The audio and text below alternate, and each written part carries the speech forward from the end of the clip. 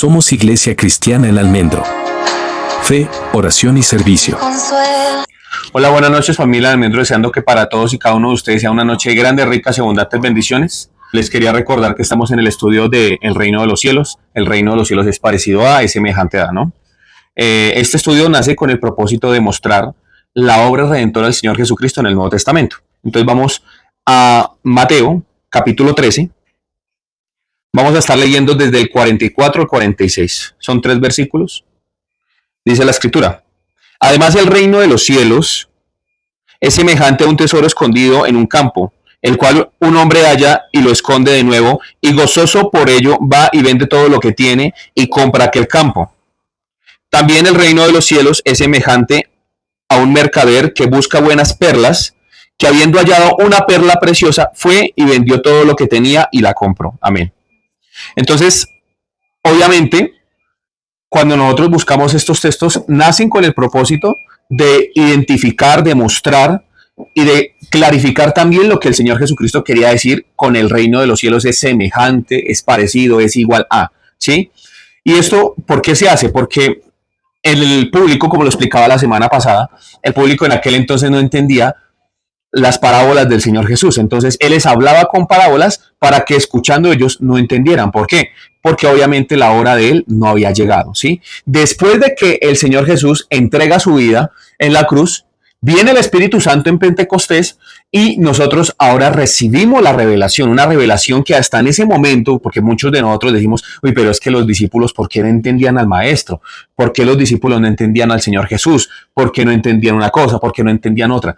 Note que solamente hasta en el momento en el que el Señor Jesús muere y resucita, y viene el Espíritu Santo y le da entendimiento a los discípulos. Y obviamente, pues el Señor Jesús se les aparece a ellos, pero Él estipuló al Espíritu Santo para nosotros.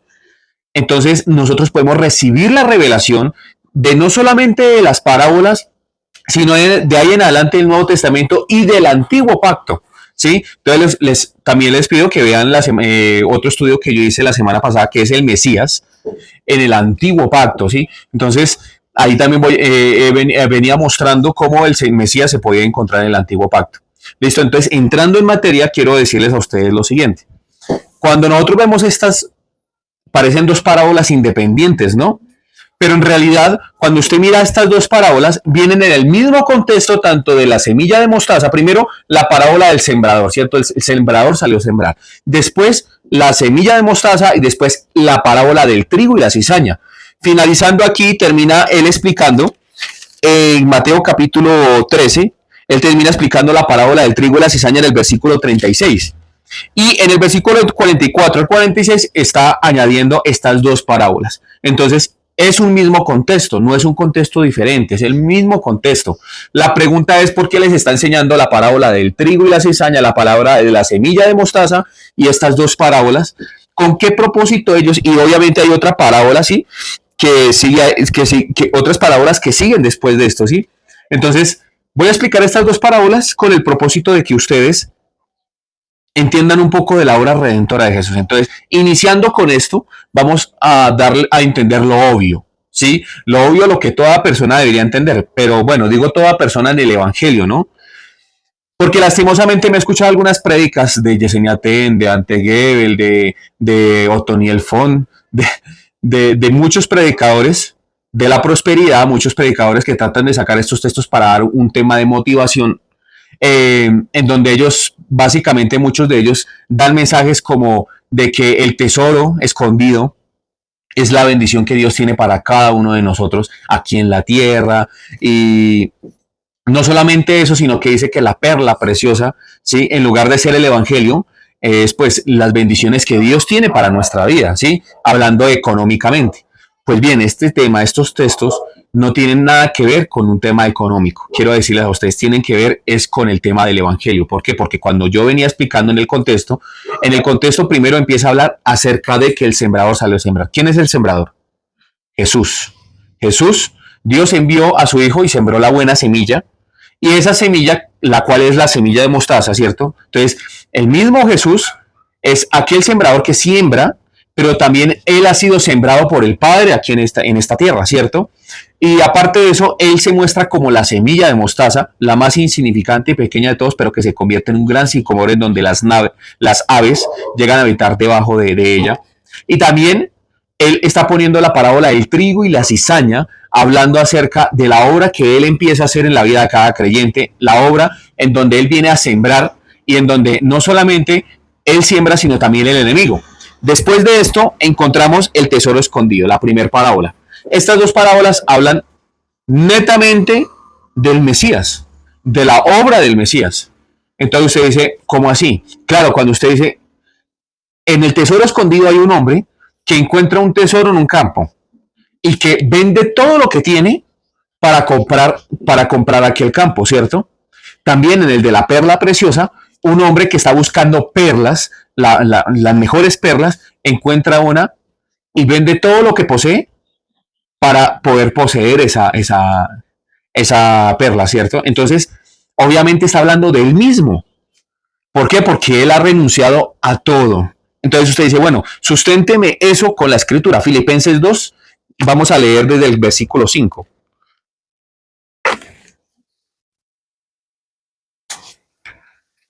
Dice la escritura, haya pues en vosotros este mismo sentir que hubo también en Cristo Jesús, el cual siendo en forma de Dios no estimó ser igual a Dios como cosa que aferrarse, sino que se despojó a sí mismo, tomando forma de siervo, hecho semejante a los hombres, y estando en la condición de hombre, se humilló a sí mismo, haciéndose obediente hasta la muerte y muerte de cruz, por lo cual Dios también le exaltó hasta lo sumo y le dio un nombre que es sobre todo nombre, para que en el nombre de Jesús se doble toda rodilla de los que están en los cielos y en la tierra y debajo de la tierra, y toda lengua confiese que Jesucristo es el Señor, para gloria de Dios Padre Todopoderoso. Entonces, obviamente, cuando usted empieza a mirar, el versículo empieza y dice, haya en vosotros este mismo sentir, que eso va a tocar el siguiente punto que voy a hablar más adelante.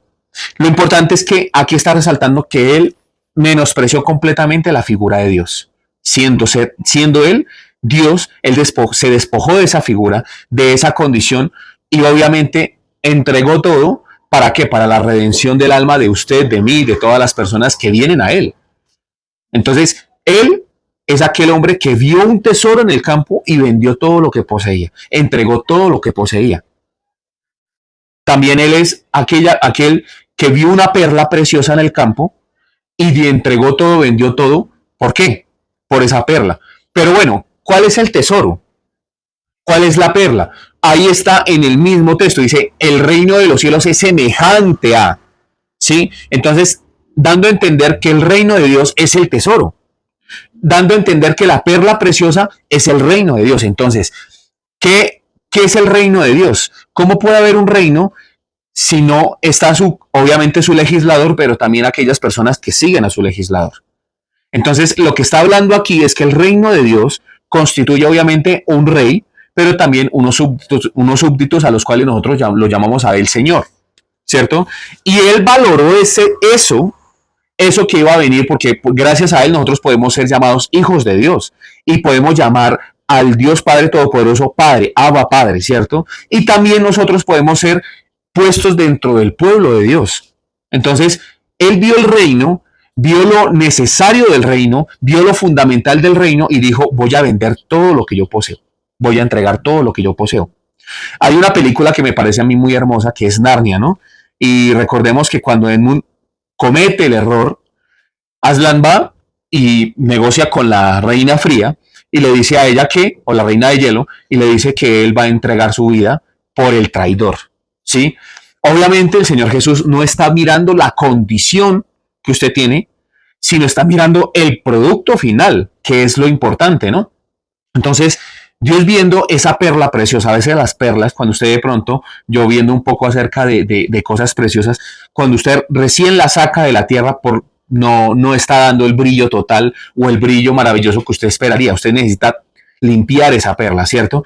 O también un tesoro, cuando está enterrado obviamente está sucio. Entonces, Dios sabe el propósito o el sentido final de todo esto que estamos hablando el día de hoy, que es el fruto final.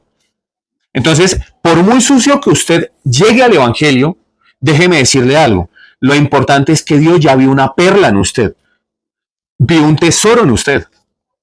Esto es hermoso porque obviamente él está diciendo el reino de Dios es semejante a esto. Y bueno, ¿y yo por qué traigo este texto? Parece un texto simple, ¿no? Parece un texto que verdaderamente no tuviera un significado mayor. Parece un texto que fuera algo insignificante para muchas personas. ¿Saben por qué? Porque nosotros estamos viviendo por vista y no por fe. Nosotros no vemos el reino de Dios, no vemos la obra de Jesús, no vemos muchas de las cosas que nosotros desearíamos ver, ¿no? Porque la obra más grande, pues obviamente fue su sacrificio, el cual no vemos, pero algo que sí nosotros podemos ver es el legado de él, la iglesia. Entonces, obviamente nosotros queremos ver, queremos conocer, queremos que Dios nos muestre su voluntad, pero nosotros vivimos por vista, ¿sí? Y el llamado que Dios quiere hacerte el día de hoy es que vivas por fe, ¿sí? Entonces, cuando tú miras un tesoro valioso, y tú sabes que ese tesoro posiblemente no lo puedes arrancar de esa tierra, sino que en el momento toca esconderlo en esa tierra, pues ¿tú qué haces? Vende todo lo que tienes sabiendo que vas a obtener una ganancia mayor. Entonces, obviamente nosotros estamos aquí en este plano terrenal y a nosotros se nos es dado el Evangelio con el propósito de que podamos entender eso que él hizo, que fue el entregarlo todo, venderlo todo para que nosotros tengamos redención eterna. Pero esto no termina acá. Obviamente usted dice, bueno, esto es algo de Dios y obviamente él entregó a su hijo y lo entregó por cada uno de nosotros. Hay una cosa que no, de pronto usted no le presta atención cuando usted empieza a leer Filipenses capítulo 2, versículo 5. Dice, haya en vosotros este mismo sentir. O sea, que no solamente Jesús es aquel que se despoja de todo y que entrega todo por el campo y por la perla, sino que también quiere que en nosotros haya ese mismo sentir. Entonces, el sentir de él debe estar dentro de nosotros. Entonces, ¿cuál es el sentir? Las almas, la gente. ¿Cuál es el sentir? El evangelio. Es que nosotros hallamos y mostramos esto como algo demasiado importante. Nos aferramos tanto a la vida que creemos que la vida es lo más importante. La vida no es lo más importante. Lo más importante es el evangelio, que la persona entienda para dónde se va y entienda el reino de Dios. Entonces, si usted sabe que el precio que este mercader pagó fue muy alto y que este obrero pagó fue demasiado alto para obtener el terreno y para obtener que la perla, usted va a aprender a valorar, obviamente, pues esa perla, ¿no? Ese diamante. Mire, una de las cosas una película que una vez me vi se llama Diamantes Sangrientos, ¿sí? Y en esto se muestra la realidad de las personas en el Congo. ¿Qué hace un diamante tan costoso? No solamente su peso, su brillo, sino también la forma en la que se obtiene. ¿Cuántos intermediarios, cuántas personas tienen que pasar muchas veces para que ese diamante llegue a su mano? Entonces, obviamente yo quiero que ustedes me acompañen a mí a leer un texto y ese está en Marcos capítulo 10. Allí en Marcos capítulo 10, un evangelio adelante, vamos a ver una historia un poco triste, ¿sí? En Marcos capítulo 10, versículo 17, hay una historia de un joven, del joven rico, ¿cierto? Dice, al salir de él para seguir su camino, vino uno corriendo e hincando la rodilla delante de él le preguntó, maestro bueno, ¿qué haré pues para heredar la vida eterna? Jesús le dijo, ¿por qué me llamas bueno? No hay bueno sino solamente uno, Dios. Le dijo Jesús, los mandamientos conoces, ¿sabes? No adulterarás, no mates, no hurtes, no digas falso testimonio, no defraudes, honra a tu padre y a tu madre. Él entonces respondiendo le dijo, maestro, todo esto lo he guardado desde mi juventud. Entonces Jesús mirándole le amó y le dijo, una cosa te falta, anda, vende todo lo que tienes y dalo a los pobres y tendrás tesoro en el reino, ven y sígueme tomando tu cruz. Pero él afligido por esta palabra, le fue triste porque tenía muchas posesiones. Entonces Jesús, mirando alrededor, dijo a sus discípulos, cuán difícilmente entrarán en el reino de Dios los que tienen riquezas. Los discípulos se asombraron de sus palabras, pero Jesús respondiendo volvió a decirles, hijos, cuán difícilmente es entrar en el reino de Dios a los que confían en sus riquezas. Más difícil es pasar un camello por el ojo de una aguja que entrar un rico en el reino de Dios. Más fácil, perdón. Ellos se asombraron aún más diciendo entre sí, ¿quién pues puede ser salvo? Entonces Jesús mirándolo los dijo, para los hombres es imposible, mas para Dios no, porque todas las cosas son posibles para Dios. Amén. Entonces, les quise leer toda esta perícopa para darles a entender, primero el punto más obvio, ¿no? El punto más obvio es que la exigencia de Dios, la exigencia de Jesús para este joven rico, ¿cuál era? Vaya y venda todo lo que posea. ¿Que esto no fue lo mismo que hizo el mercader? El mercader fue y vendió todo lo que poseía. El que caza las perlas también fue y vendió todo lo que poseía. Este hombre no podía vender todo lo que poseía porque estaba aferrado a sus riquezas. La palabra que está en Mateo capítulo 13, que es el del campo con el tesoro escondido y el de la perla preciosa, está queriéndonos decir a nosotros también algo. Que nosotros estamos buscando mal. Porque nosotros queremos hacer tesoros aquí en la tierra. Queremos hallar tesoros aquí en la tierra. Queremos tener bendición económica. Queremos ser bendecidos.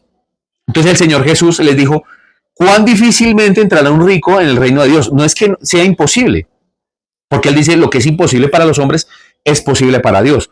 Pero Él hace la aclaración, aquella persona que posee riquezas y se aferra a esas riquezas, esa persona no puede entrar en el reino de Dios. Entonces, las riquezas es un problema entre usted y Dios. Eso es algo que usted debe notar.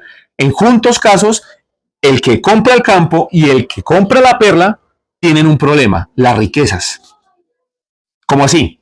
Claro, es un problema que ellos tienen y que ellos se despojan de sus riquezas para tratar de poseer ese campo y esa perla. O sea, ellos consideraron que eso que está allí es muy valioso. Este joven rico no consideró tan valioso lo que estaba entregándole en el momento del Señor Jesús. ¿Por qué? Porque se devolvió triste porque tenía muchas posesiones. ¿Eso qué tiene que ver?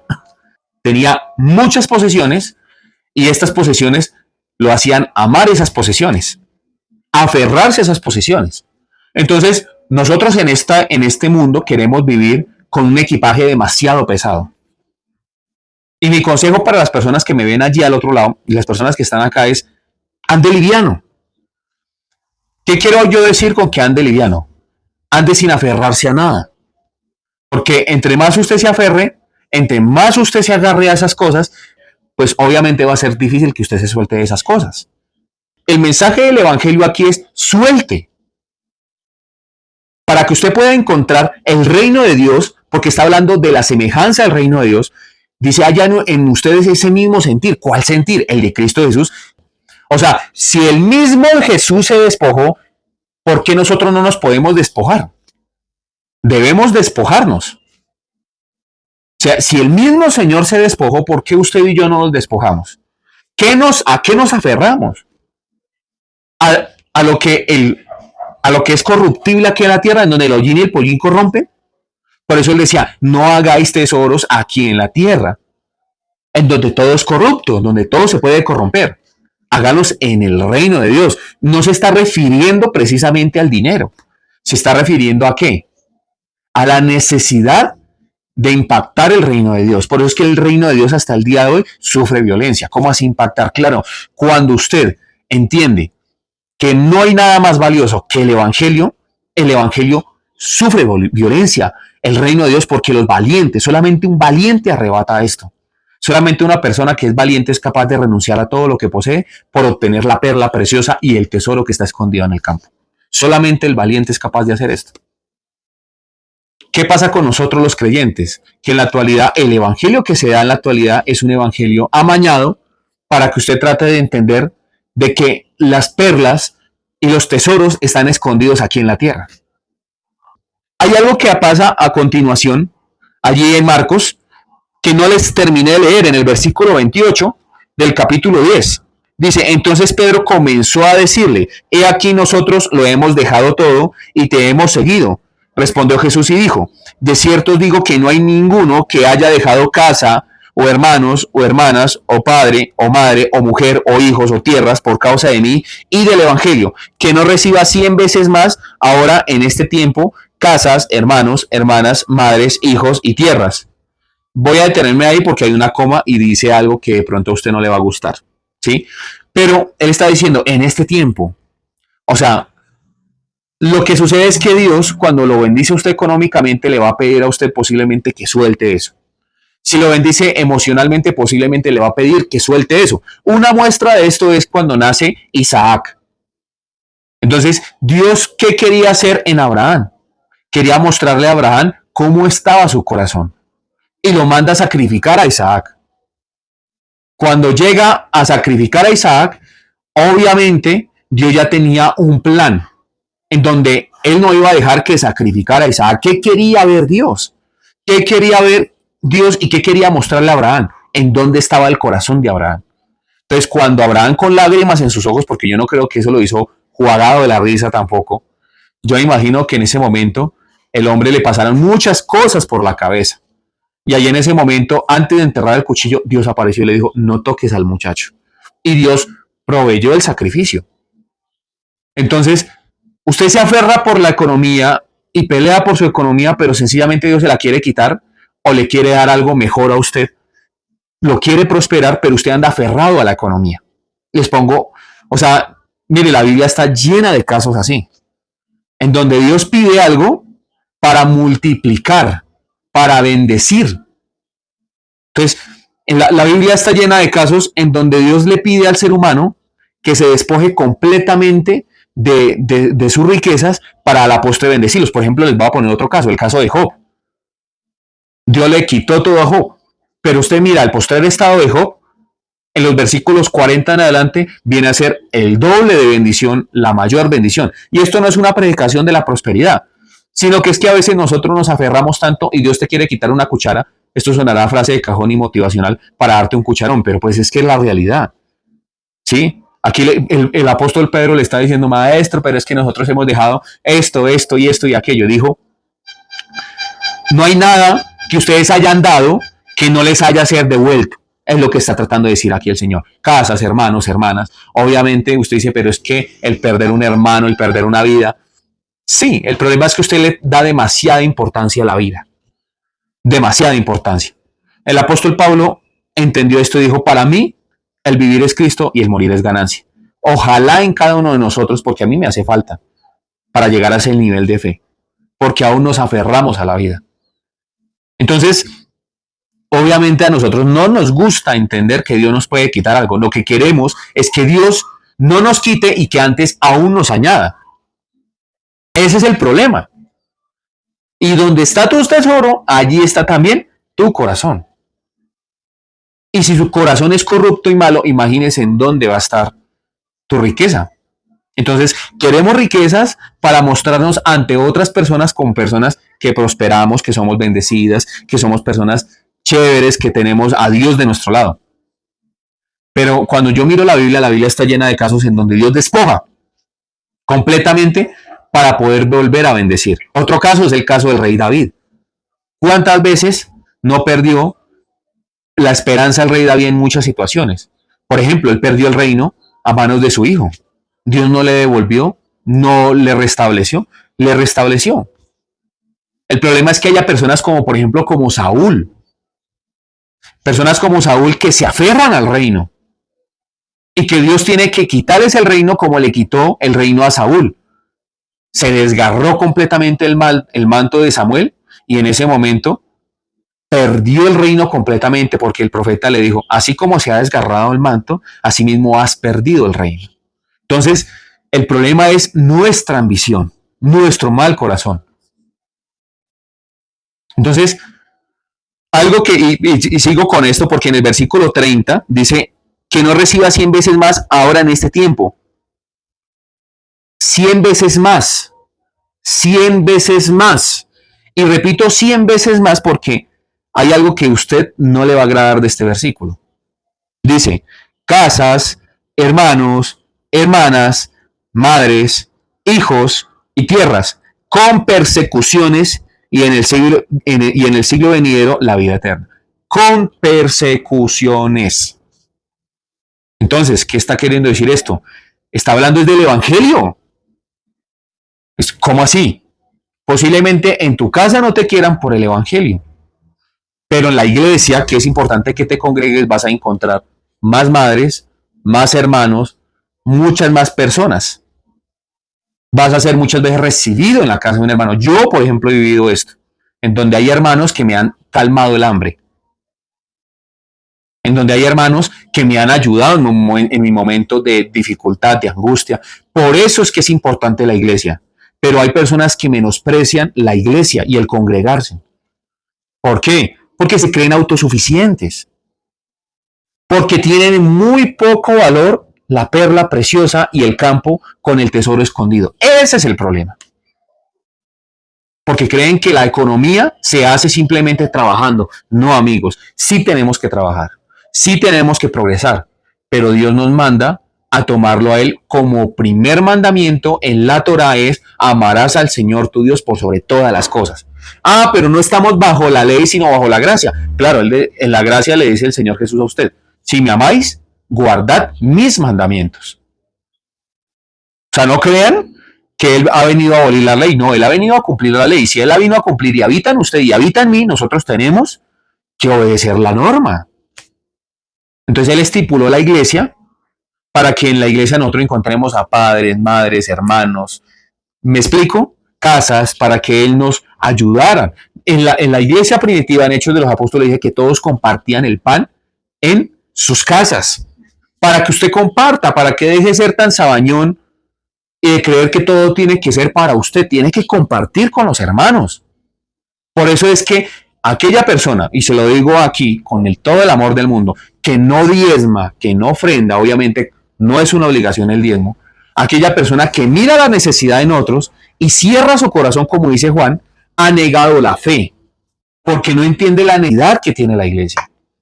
Y esto no es una predicación de la prosperidad, no estoy hablando de que usted tiene que verse obligado, si no quiere, no dé. Pero quiero hablar de ese tema. ¿Por qué? Porque las personas cierran su corazón. Solamente aquella persona que sabe lo importante que es el Evangelio se despoja para poder bendecir a otras personas.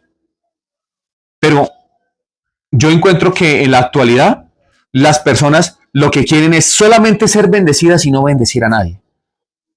Lo que digo yo, lo que estaba explicando anteriormente, usted no quiere que Dios le quite nada. Usted quiere que Dios le mantenga su provisión, lo que usted tiene en este momento, y aún le añada. Pero si en su corazón hay avaricia y hay codicia, y si esa codicia lo está matando, Dios le va a pedir a usted que usted se despoje completamente de su economía. Y quiero hablar de economía porque, pues, obviamente, estos textos son tergiversados para hablar de economía. Entonces, Dios le pide a usted que usted se despoje, que despoje su corazón, que abra su corazón. ¿Por qué? ¿Por qué pide el Shabbat? Por ejemplo, lo expliqué hace unos domingos. Porque las personas quieren ser como máquinas y quieren producir y producir y producir. Las personas se van para otros países y se van ido de Colombia. Mire que yo estaba mirando hoy que muchos jóvenes se quieren ir de Colombia porque dicen que en otros países van a obtener mejor calidad de vida. Pero lo que obtienen en esos lugares son 3 trabajos, 4 trabajos, en donde no tienen calidad de vida porque les toca trabajar hasta el domingo. Y si hay un día de descanso, ese día les toca para arreglar el apartamento y lavar la ropa. No tienen descanso. Entonces, hay que entender esto con los ojos correctos. Ambicioso y codicioso, ambiciosa y codiciosa es usted. Somos nosotros y hay que entender nuestro corazón. Entonces, si Dios le dice a usted que guarde el sábado, es porque es necesario que usted descanse, que no endiose su trabajo. Si Dios le pide a usted que contribuya en la iglesia económicamente, es precisamente también para que su corazón sea liberado. Hay que entender esto con los ojos de Él y no le estoy cobrando absolutamente a nadie. Simplemente le estoy poniendo los puntos donde es. Entonces, si usted le dedica todos los días a su pareja y ni siquiera toma un tiempo de descanso, un tiempo para usted, obviamente también su Dios es su pareja. Por todo lado nosotros tenemos la necesidad de endiosar. El ser humano endiosa lo que sea. Lo que sea, mire, si usted puede endiosar una cortina, un sofá, lo que sea, usted puede endiosar su cama, el celular, todo ese tipo de cosas, porque somos personas que vivimos con la necesidad de endiosar las cosas. Voltea la espalda a Moisés, sube donde Dios, en el monte Sinaí, y la demora es que voltea la espalda cuando ya están construyendo un becerro de oro. Así somos nosotros. Pero no entendemos que el Evangelio es lo más importante. Las personas, por ejemplo, yo sé, y lo tengo que decir aquí abiertamente, a nosotros los pastores nos llaman ladrones. Y lastimosamente yo no puedo defender lo indefendible porque la mayoría de iglesias roban. Y no puedo decir que la mayoría son honestas porque no. Hay muchos pastores que se la pasan pidiendo plata deshonestamente, hablando. Esta semana he visto una cantidad de videos en donde los pastores se aprovechan de las ovejas, pero no todos son iguales. ¿Por qué? Porque Dios sigue vivo. Dios sigue capacitando y sigue poniendo personas a que le enseñen a usted. Entonces no cierre su corazón, no cierre su vida y tome por algo más excelente aún el Evangelio. Lo más importante es el Evangelio, no usted, amigo, no su economía, no su pareja, no su salud. Entienda esto, por favor, mire, usted que me ve al otro lado, aquellos predicadores que le enseñan a usted que Dios quiere prosperarlo a usted económicamente, darle a usted de todo, esos predicadores son mentirosos. Porque Dios sabe de qué usted tiene necesidad y Dios sabe en qué momento se la da. Dios sabe de qué manera lo puede capacitar, lo que puede formar. Pero si en su corazón hay avaricia, ¿cómo Dios le puede dar a usted riquezas? ¿Para que se autodestruya? Entonces, si a usted le es difícil, si a usted le es complicado obtener riquezas, es por su avaro corazón. Ese es el problema. Entonces, Dios nos da a nosotros el mejor ejemplo. Y hablé de economía porque el mejor ejemplo es Jesús. Haya en vosotros el mismo sentir que hubo en Cristo Jesús. ¿Cuál sentir? El despojarse de todo. Pero el Dios dinero es el Dios de esta generación. El Dios dinero es el Dios de esta generación. Obviamente ha estado en las generaciones pasadas, pero en esta generación, en donde sobre todo, por ejemplo, los latinos, ¿no? En donde se nos vende a nosotros el obtener riquezas de una manera fácil, en donde todo el mundo monta una pirámide, en donde muchos se aprovechan de otros, en donde venga, meta su dinero acá, haga esta inversión, haga esto. La gente no le importa llegar a sus fines de la manera que sea, así tenga que quitarle los ahorros al que sea. Para ellos, ¿qué es importante? El estar bien ellos. Así somos los seres humanos. Y así mismo usted quiere que Dios lo bendiga. Hay que trabajar, hay que trabajar, hay que, de verdad, hay que hacer las cosas. Yo no digo que no, pero por sobre todas las cosas, guarda tu corazón porque de él mana la vida.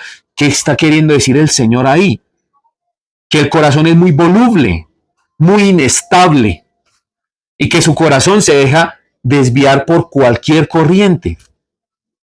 Que tenga cuidado con su corazón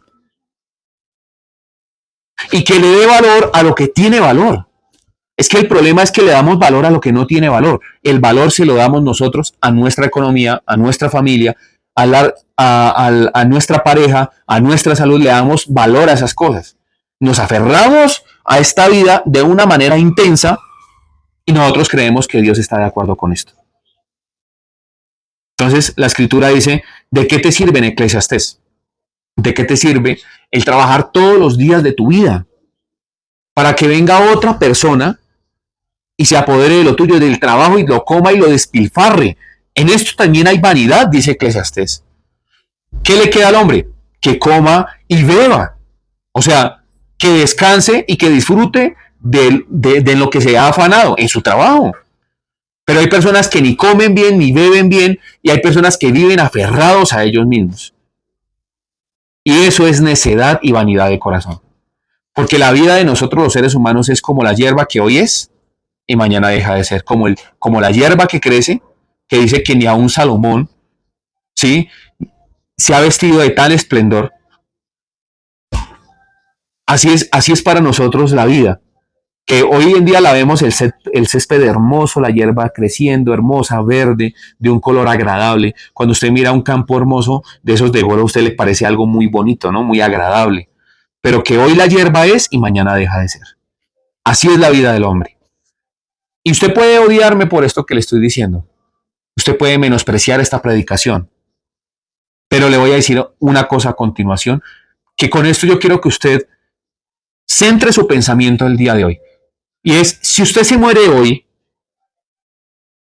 si usted hoy fallece, ¿de qué le ha servido sostener esa empresa?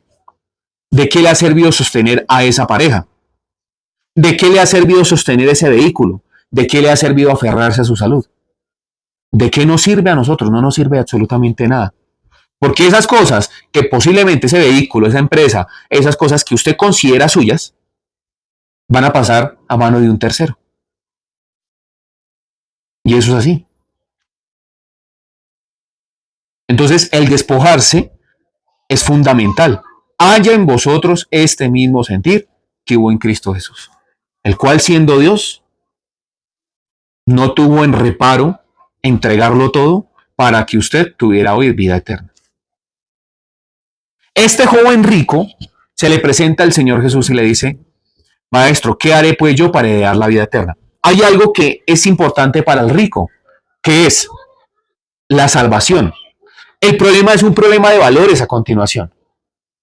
¿Por qué? Porque viene preguntando por la salvación y el Señor Jesús le da la prueba, la muestra y le da la alternativa, la solución, y él prefiere las riquezas antes que la salvación. ¿Notan esto? Porque la pregunta es, Maestro, bueno, ¿qué haré pues yo para heredar la vida eterna? Lo primero que dice el Señor Jesús es, ¿por qué me llamas a mí bueno si no hay ninguno bueno? Yo no soy bueno.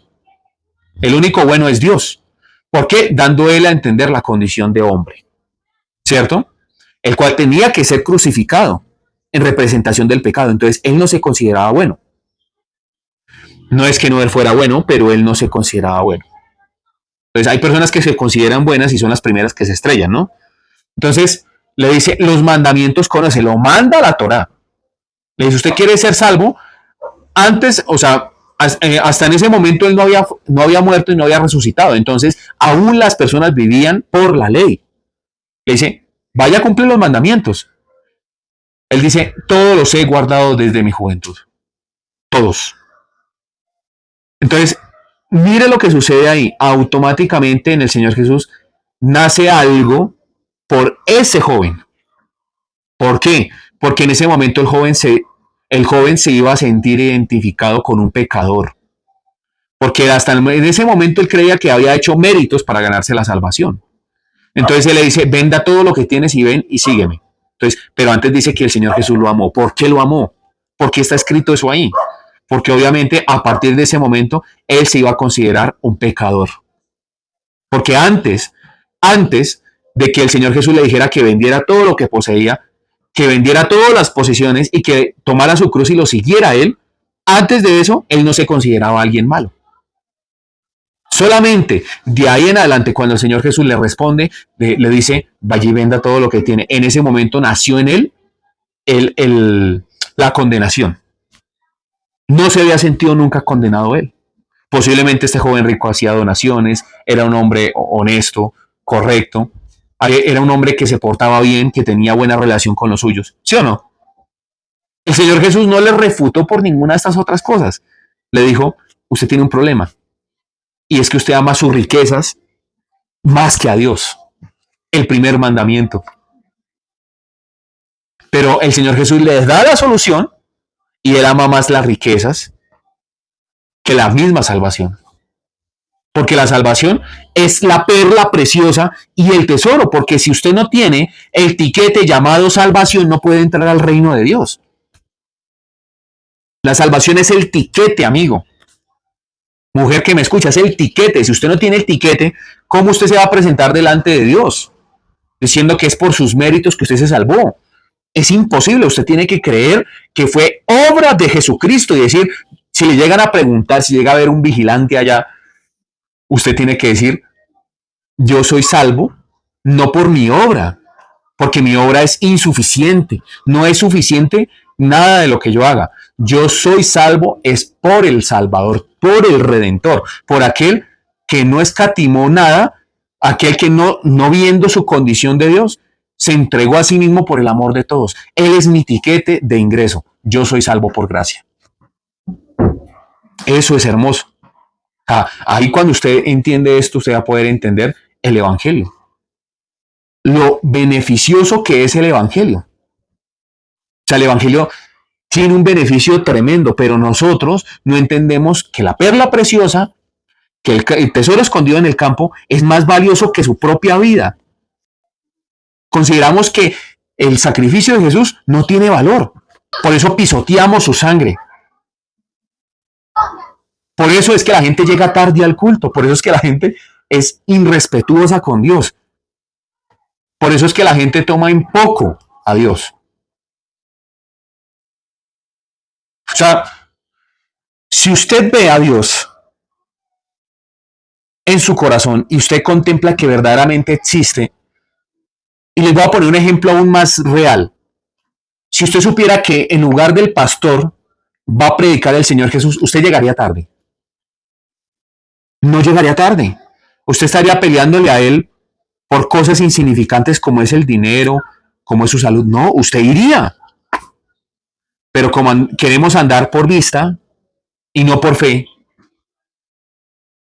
entonces pues al pastor le llegamos tarde. No entendemos que el pastor simplemente es un mensajero, que el que está en el culto, el que ministra el culto y el que proveyó la palabra no es el pastor. Es el Espíritu de Dios, el mismo Dios. Entonces, cuando vemos aquí la escritura, encontramos que estas dos parábolas que de pronto usted lee, ay, sí, tan bonito, es como un tesoro en el campo, tan bello. Y no entendemos que es semejante a por qué. ¿Por qué está buscando una semejanza? Porque en nuestro corazón no entendemos que el reino de Dios está entre nosotros. Que el reino de Dios quiere habitar dentro de nuestro corazón. Habitar nuestra vida. Que el reino de Dios es la salvación. El reino de Dios es Jesucristo. No hay otra cosa. Y si usted entiende hoy el reino de Dios, para usted no va a ser difícil el poder seguir adelante a pesar de las aflicciones. Pero nosotros queremos seguir adelante, pero queremos que Dios nos bendiga y que Dios esté como el sol de los Teletubbies todos los días saliendo, jugado de la risa, sonriendo, y que Dios no nos diga absolutamente a nosotros nada. Y que añada riqueza sobre riqueza, bendición sobre bendición. Y tomamos versículos en donde nosotros decimos, todo lo puedo en Cristo que me fortalece. Pero ¿qué es estar en Cristo? Estar en Cristo es vivir para el reino. Amar la perla preciosa. Atesorar el tesoro que se encuentra. Que no es dinero, porque de verdad de estos dos versículos, de estos tres versículos, el del campo y el de la perla, he encontrado cualquier cantidad de predicaciones de la prosperidad. Entonces, haya en vosotros ese mismo sentir que hubo en Cristo Jesús. ¿Qué le estaba pidiendo el Señor Jesús al joven rico? Que en él hubiera el mismo sentir que hubo en Cristo Jesús. Posiblemente, de ahí en adelante el joven rico se sentiría condenado y encontraría la salvación a través de ¿quién? Del Espíritu de Dios, quien le recordaría los dichos de Jesús. Entonces, yo le pido a usted que se dé una oportunidad verdadera con Dios, que no tenga una fe fingida y esa fe no esté fundamentada en lo económico, en lo sentimental, en lo emocional, que su fe sea una fe auténtica, es una decisión y es algo que Dios le da a usted para que usted elija dentro de su libre albedrío. Obviamente, Dios nos ayuda en nuestra debilidad y el Espíritu Santo ahora gime ante el Padre con gemidos indecibles, diciéndole al Padre, guárdalo, mire, guíelo por este lado, por favor darle a entender a él la revelación del Evangelio, muéstrale, pero si usted no coge una Biblia, si usted ni siquiera ora, ¿cómo va a poder entender? Si usted no oye, en la actualidad nosotros tenemos una herramienta que no tenía ni el joven rico ni los discípulos en su momento. Tenemos al Espíritu de Dios. Y digo herramienta porque es nuestra ayuda. Él nos convence a nosotros de pecado, justicia y juicio. Pero si usted no lee la Biblia, en usted no hay convencimiento de pecado, justicia y juicio. Si usted no lee la Biblia, ¿cómo va a recordar los dichos de Jesús? Él decía, les conviene que yo me vaya, porque si yo me voy, vendrá a vosotros el Consolador. Él os recordará todas las cosas que yo os he dicho. ¿Y en dónde están los dichos de Jesús? En la Biblia. Entonces, espero que ame el Evangelio, espero que ame la palabra, que este texto, en lugar de hacerlo sentir a usted mal, condenado, en usted haya un renuevo dentro de usted. Y diga, verdaderamente quiero tener la fe no fingida. una fe que sobrepasa todo entendimiento, una fe que no es basada en mi emoción, ni en mi concepto, ni en mi preconcepción, sino solamente en lo que está escrito en la palabra. Somos Iglesia Cristiana del Almendro, Fe, Oración y Servicio. No te olvides compartir, dale like, nos ayudan mucho con esto. Bendiciones, chalón. Te invitamos a que nos visites en nuestras redes sociales, comentes, compartas y dale me gusta. Nos encuentras en Facebook como Iglesia Cristiana El Almendro, Instagram El Almendro Iglesia, YouTube Iglesia Cristiana El Almendro y TikTok Iglesia El Almendro.